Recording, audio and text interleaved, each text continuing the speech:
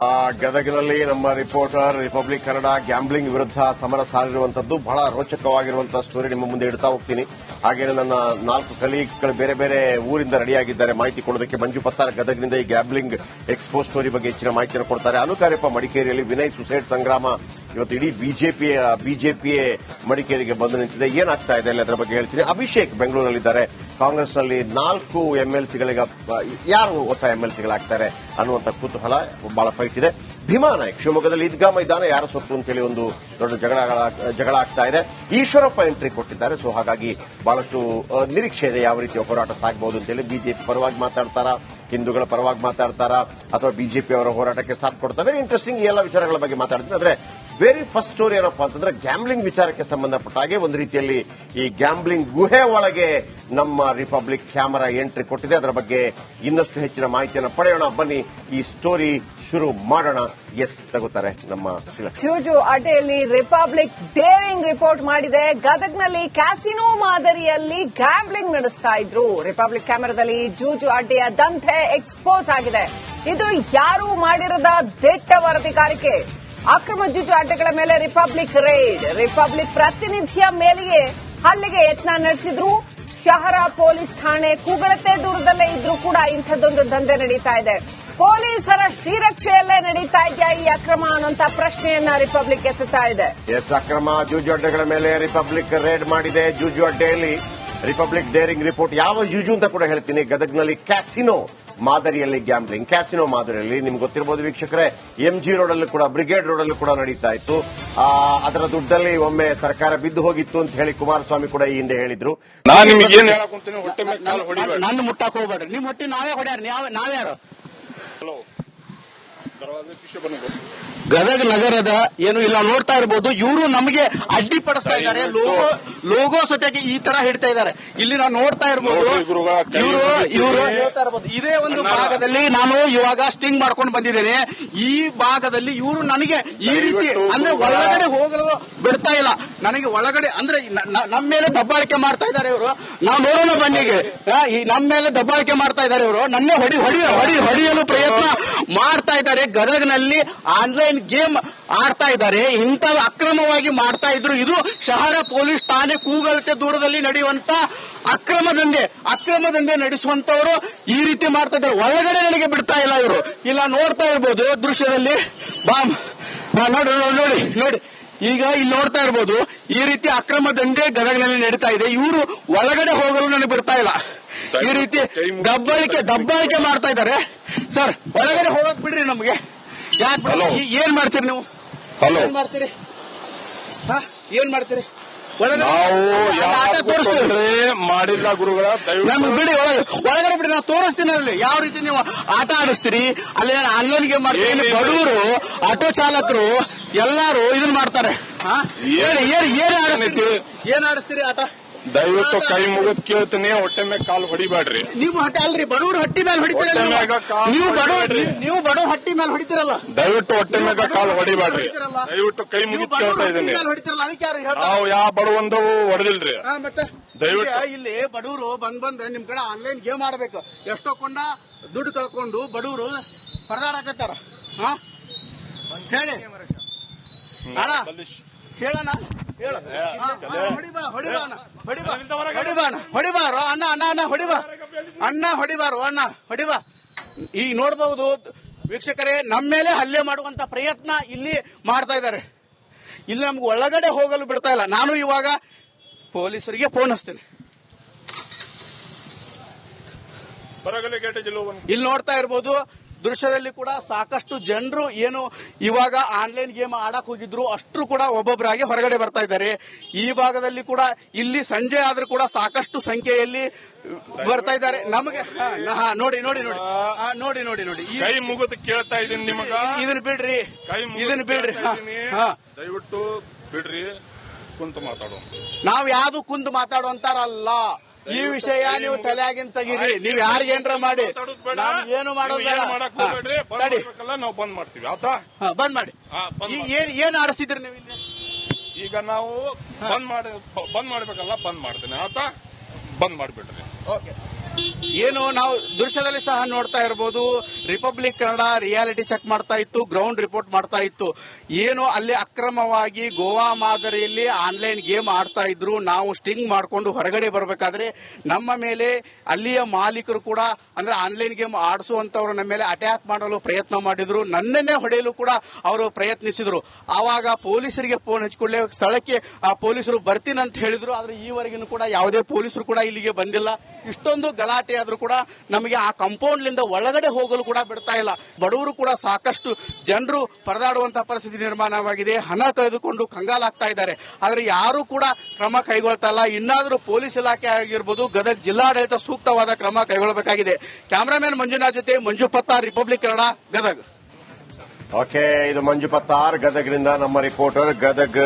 ಆಮೇಲೆ ನಮ್ಮ ಕ್ಯಾಮರಾಮ್ಯಾನ್ ಕೂಡ. ಇದು ನೋಡಿ, ಒಂದು ಸಾಹಸಮಯ ವಿಚಾರ ಇದು.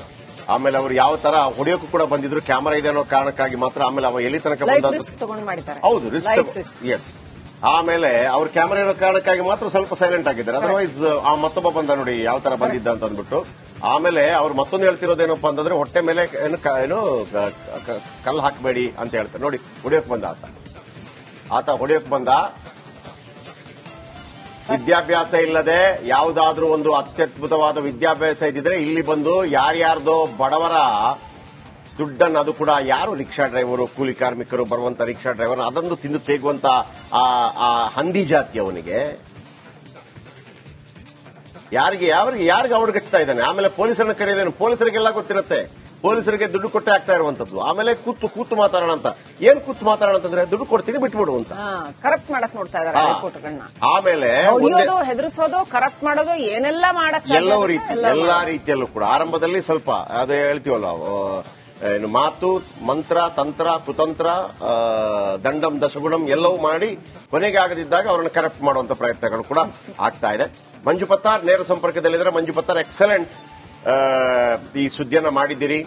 ಯಾವ ಆನ್ಲೈನ್ ಗೇಮಿಂಗ್ ಇದು? ಅಂದ್ರೆ ಯಾವ ತರದ ಗೇಮಿಂಗ್? ಕ್ಯಾಸಿನೋ ತರ ಅಂತಂದ್ರೆ ಆನ್ಲೈನ್ ಗೇಮಿಂಗ್ ಇದ್ರೆ ಈಗ ನಾವು ಗೋವಾದಲ್ಲ ನೋಡ್ತಾ ಇರ್ತೀವಿ. ಗೋವಾದಲ್ಲಿ ಅದಕ್ಕೆ ಅವಕಾಶಗಳಿರುತ್ತೆ, ಇಲ್ಲೆಲ್ಲ ಅವಕಾಶಗಳು ಎಲ್ಲೂ ಇಲ್ಲ. ಬೇರೆ ಕೆಲವು ಪ್ರದೇಶಗಳಲ್ಲಿ ಬಿಟ್ರೆ ಆನ್ಲೈನ್ ಗೇಮಿಂಗ್ ಅಂತಂದ್ರೆ ಈ ತರ ಹಿಂಗೆ ತಿರುಗಿಸಿ ಆ ತರ ಮಾಡುವಂತದ್ದು, ಇಸ್ಪೀಟ ಏನು ಎತ್ತ. ಯಾಕಂದ್ರೆ ಈ ಯುಗಾದಿ ಸಂದರ್ಭದಲ್ಲಿ ಸಾಧಾರಣವಾಗಿ ಕರ್ನಾಟಕದಾದ್ಯಂತ ಈ ಇಸ್ಪೀಟ್ ದಂಧೆಗಳು ನಡೀತಾ ಇರುತ್ತೆ.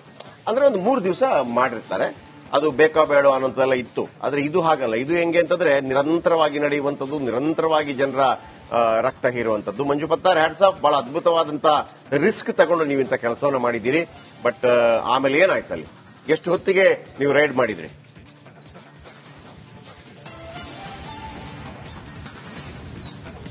ಹೌದು ಜಯಪ್ರಕಾಶ್ ಶೆಟ್ಟಿ, ಏನಂದ್ರು ಗದಗ ನಗರದ ಹೃದಯ ಭಾಗದಲ್ಲಿರುವಂತ ಈ ಒಂದು ಸ್ಥಳದಲ್ಲಿ ಆನ್ಲೈನ್ ಗೇಮ್ ಅಂದ್ರೆ ಇದು ಗೇಮ್ ಅಂತ ಹೇಳಿ ಕರೀತಾರೆ. ಇದು ಇಲ್ಲಿ ಗಿಚ್ಚಿ ಗೇಮ್ ಅಂತ ಹೇಳಿ ಬಹಳಷ್ಟು ಫೇಮಸ್. ಗದಗ, ಬೆಟಗೇರಿ, ಅವಳಿನಗರ ಸೇರಿದಂತೆ ಜಿಲ್ಲೆಯ ಬೇರೆ ಬೇರೆ ಭಾಗಗಳಿಂದನೂ ಕೂಡ ಸಾಕಷ್ಟು ಯುವಕರು ಈ ಒಂದು ಗೇಮ್ ಆಡಲು ಇಲ್ಲಿಗೆ ಬರ್ತಾರೆ. ಸಂಜೆ ಆಗ್ತಾ ಇದ್ದಂತೆ ಅಂತಂದ್ರೆ ಅಲ್ಲಿ ಕಲರ್ಸ್ ಗಳನ್ನ ಇಟ್ಟಿರ್ತಾರೆ. 4-5 ಕಲರ್ಸ್ ಗಳು ಇರ್ತವೆ.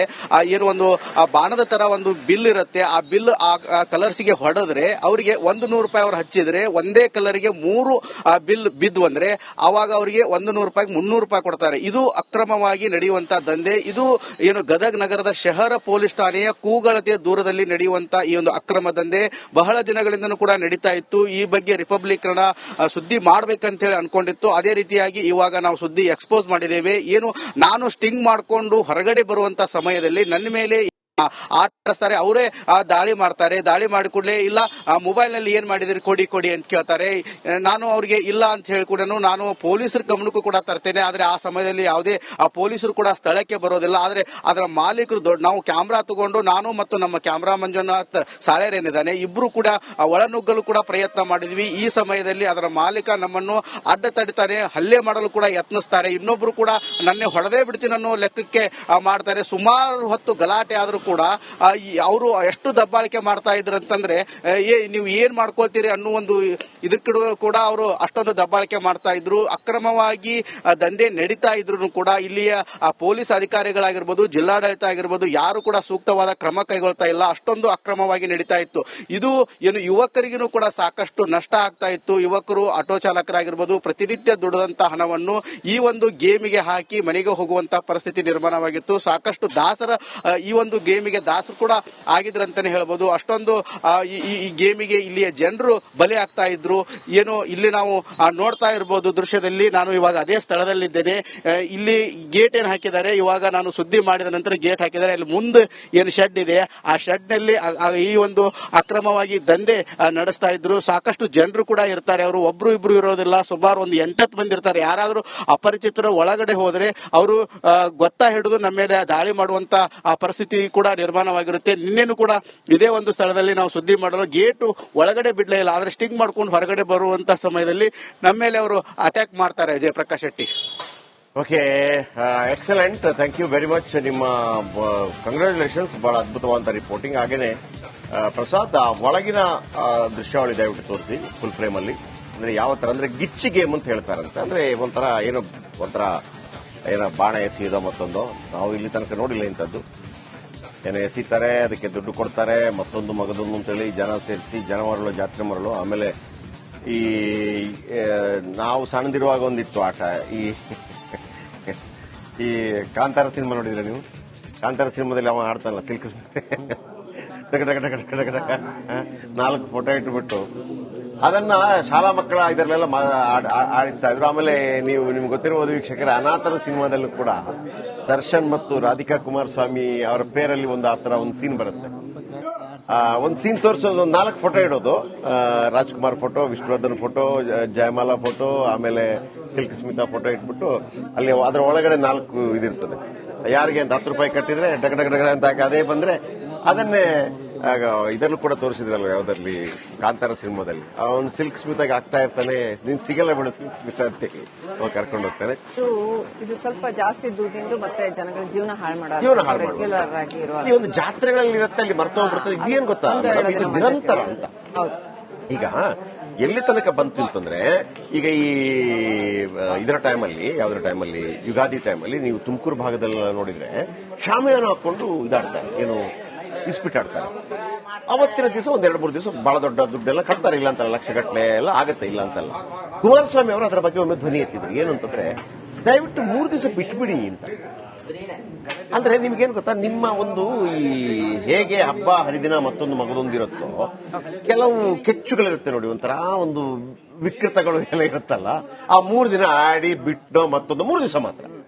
ಈಗ ದಕ್ಷಿಣ ಕನ್ನಡ ಭಾಗದಲ್ಲಿ ಅರ್ಜಿ ಮುಗ್ದೋಗ್ಬಿಡ್ತದೆ ಅಂತ. ಕರೆಕ್ಟ್, ನೀವು ಹೇಳಿದ್ದು. ಆಗ ಉಳಿದ ದಿವಸ ಅವನು ಏನ್ ಮಾಡ್ತಾನೆ, ಕಿರಿಕಿರಿಗೆ ಹೋಗಲ್ಲ. ಅವತ್ತಿಗೆ ಆಡೋಣ, ಮತ್ತೊಂದು ಮಾಡೋಣ. ಈಗ ನಾವು ಹೋಲಿ ಡೈಲಿ ಆಡಕ್ಕಾಗತ್ತಾ? ಆಗಲ್ಲ. ಬಾಕಿ ಟೈಮಲ್ಲಿ ಹೋಲಿ ಕಲರ್ ಹಾಕಿದ್ರೆ ಹೆಂಗಾಗ್ಬೋದು, ರಿಮ್ ರಿಮ್ ರಿಮ್ 4 ಬಾರಿಸ್ಬಿಡ್ತೀವಿ ನಾವು ಅಷ್ಟೇ, ಹಂಗಾಗುತ್ತೆ. ಆಮೇಲೆ ಮಂಗಳೂರು ಭಾಗದಲ್ಲಿ ಈಗ ಯಶ್ಪಾಲ್ ಸುವರ್ಣ ಕೂಡ ಹೇಳಿದ್ರು, ಈ ಕೋಳಿ ಅಂಕ ಅಲ್ಲಿ ಬಹಳ ಫೇಮಸ್ ಆಗಿರುವಂತದ್ದು. ಜೂಜು ಕಟ್ತಾರೆ ಅಂತಿದೆ ಅಲ್ಲಿ. ಆದ್ರೆ ನೀವೇನ್ ಮಾಡ್ಬೇಕು, ನೀವು 365 ದಿವಸ ಕೊಡ್ಬೇಡಿ. ಯಾವ್ದಾದ್ರು ಒಂದು ಸ್ಪೆಷಲ್ ಡೇ, ಆಯ್ತಪ್ಪ ನಿಮ್ಗೊಂದು 2 ದಿವಸ ಕೊಡ್ತೀವಿ, ಮತ್ತೊಂದು ಕೊಡ್ತೀವಿ. ಇಲ್ಲ ಅಂತಂದ್ರೆ ನೀವು ಕೊಡಬಾರ್ದು ಅಂತ. ಆ ಅರ್ಜಿ ಹೋಗ್ಬೇಕು, ನೀವು ಹೇಳ್ದಂಗೆ ಆ ಅರ್ಜಿ ಹೋಗ್ಬಿಟ್ರೆ ಆಯ್ತಪ್ಪ. ಈಗ ನೀವು ಆನ್ಲೈನ್ ಗೇಮಿಂಗ್ ಅಲ್ಲಿ ಮೇಡಮ್, ಈಗ ಇದು ಯಾವುದು ಕ್ರಿಕೆಟ್ ಟೀಮ್ 11 ಮತ್ತೊಂದು ಮಾಡಿ ಅಂತ ಹೇಳಿ ನೀವು ಓಪನ್ ಆಗಿ ಅವಕಾಶಗಳನ್ನು ಕೊಡ್ತಾ ಇದ್ರಿ. ಅದ್ರಲ್ಲಿ ಜನ ದುಡ್ಡು ಕಳ್ಕೊತಾ ಇದ್ದಾರೆ. ಆಮೇಲೆ ಇಂಥದ್ದೆಲ್ಲ ಮಾಡ್ತಾ ಇರುವಂತ ಸಂದರ್ಭದಲ್ಲಿ ಇಲ್ಲಿ ನೀವು ನೋಡಿದ್ರೆ ಇದು ಬಡವರ ಅಡ್ಡೆ. ಇಲ್ಲಿ ಬರೋದೇ ಆಟೋ ಡ್ರೈವರ್ಸ್. ನಮ್ಮ ಮಂಜು ಪತ್ರ ಕರೆಕ್ಟ್ ಆಗಿ ಹೇಳ್ತಾ ಇದ್ರು, ಬಡವರು ತಾವು ಇಡೀ ದಿನ ಕಷ್ಟಪಟ್ಟು ದುಡ್ಡಿರೋ ದುಡ್ಡನ್ನ ಇಲ್ಲಿ ತಂದು ಸುರಿದು ಕಳ್ಕೊಂಡು ಹೋಗುವಂತ. ಹೌದು. ಈ ಉಳಿದವ್ರದ್ದು ಈ ಉಳಿದ ಕ್ಯಾಸಿನೋ ಎಲ್ಲ ಇರುತ್ತಲ್ಲ, ಈಗ ಈ ಇಲ್ಲಿ ಶ್ರೀಲಂಕಾದಲ್ಲಿ ಕ್ಯಾಸಿನೋ ಎಲ್ಲ ಇರುತ್ತೆ, ಶ್ರೀಮಂತರದ್ದು. ಅದು ಶ್ರೀಮಂತರದ್ದು ಹೆಂಗೆ ಅಂತಂದ್ರೆ, ಅವರಿಗೆ ಎಷ್ಟು ಫ್ರೀ ಕೊಡ್ತಾರೆ ಅಂತಂದ್ರೆ ಅಲ್ಲಿ ಮೇಡಮ್, ಅಂದ್ರೆ ಎಲ್ಲ food free, room free, drinks free, ಅಂದ್ರೆ ಅಷ್ಟೆಲ್ಲ ಫೆಸಿಲಿಟೀಸ್ ಕೊಟ್ಟು ಆಮೇಲೆ ಅದನ್ನ ಈ ಬಡವ ಮ್ಯಾನೇಜ್ ಮಾಡ್ಲಿಕ್ಕೆ ಸಾಧ್ಯ ಇದೆಯಾ? ಆಮೇಲೆ ಆಯ್ತಪ್ಪ, ಈ ಯಾವುದೋ ಒಂದು ಜಾತ್ರೆ ಟೈಮಲ್ಲಿ 1-2 ದಿವಸ ಬಂದು ಹೋದ್ರು, ಅದು ಬೇರೆ ವಿಚಾರ. ಇದು ಡೈಲಿ ಆಗಿರೋದ್ರಿಂದ ದುಡ್ದ ಹಾಕಿದ. ಓಕೆ, ಇವೆಷ್ಟು ಇದರ ಬಗ್ಗೆ ಫಾಲೋ ಅಪ್ ಕೊಡ್ತೀವಿ. ನೆಕ್ಸ್ಟ್ ಸ್ಟೋರಿ ಹೋಗೋಣ.